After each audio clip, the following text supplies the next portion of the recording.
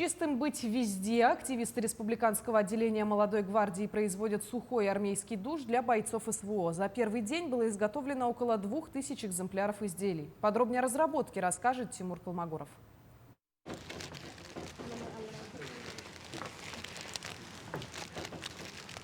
Армейский сухой душ. Вроде бы небольшая губка, да обычное сухое полотенце. Но этого достаточно, чтобы сохранять гигиену бойцов в полевых условиях. Применение также простое. Всего немного намочить, вспенить, намылить, а после протереть тело сухим или влажным полотенцем. Главной частью гигиенического набора сухого душа является дарнит – ткань, текстура которого напоминает мочалку. Его пропитывают мыльным раствором, что и позволяет ему хорошо пениться.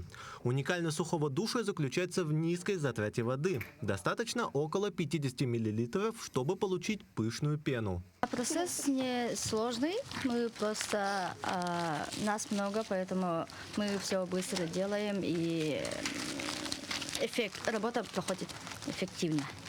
В небольшом производстве сухого душа занято порядка 60 человек. Всего в планах произвести и отправить на зону проведения спецоперации 5000 штук сухого душа.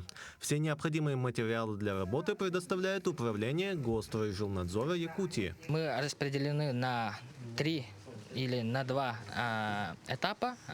Некоторые режут дарнит, но это как губка, да? Ага.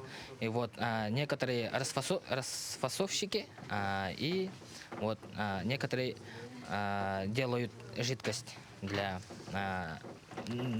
дарнита.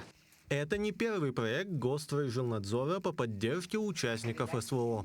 Ранее сотрудники ведомства изготовили более 2500 окопных свеч, 200 штук тактических кошек и 300 плащ-палаток. Помимо этого были отправлены квадрокоптеры, различная амуниция и продуктовые наборы.